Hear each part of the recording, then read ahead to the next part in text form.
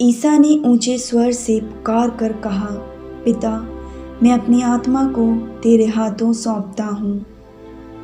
और यह कहकर उन्होंने प्राण त्याग दिए।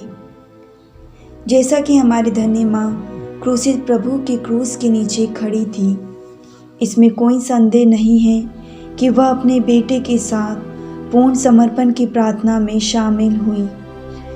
उसने न केवल एक बार फिर से अपने जीवन को समर्पित किया होगा, बल्कि वे अपने बेटे के हर समर्पण में भागी हुई।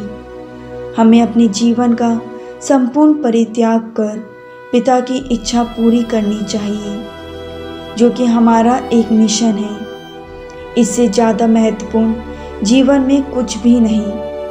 हमारे स्वयं के जीवन में बहुत बार जब हम अपने दुखों को उठाते हैं तो हम पिता में विश्वास और आशा खोना शुरू करते हैं। हम अपने जीवन के घावों की गहराइयों को जांचते हैं और हमारे द्वारा किए गए अन्याय को इंगित करते हैं। हम अपनी आंखों को यीशु से मोड़ने के लिए चोट और दुख की अनुमति देते हैं और हमारे दुखों को ज़्यादा अहमियत देते हैं। ये प्रार्थना प्रभु यीशु द्वारा बोली गई और आज माता मरियम के हृदय में गूंजती प्रतीत होती है। यह प्रार्थना हमारे लिए बोली गई जिससे हम यीशु को जान सकें, उनकी सही अभिव्यक्ति को पहचान सकें।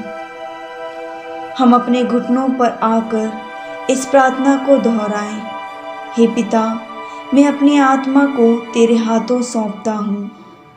आइए हम माता मरियम की हृदय की गहराई को जानें, जैसे उन्होंने अपने संपूर्ण जीवन को पिता की इच्छा अनुसार चढ़ाया, जिसे वे अपने पुत्र के क्रूस के प्यार से सराहना कर सकें।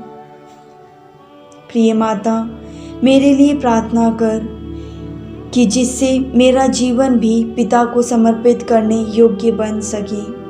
मैं अपने जीवन में आपको समर्पित कर सकूं और प्रार्थना करती हूँ कि मैं आपके उदाहरण को अपने जीवन में अपना सकूं और उसी मार्ग पर चलूं। मेरी प्रिय माँ, हमारे लिए प्रार्थना कर। यीशु, मैं आप पर भरोसा करती हूँ।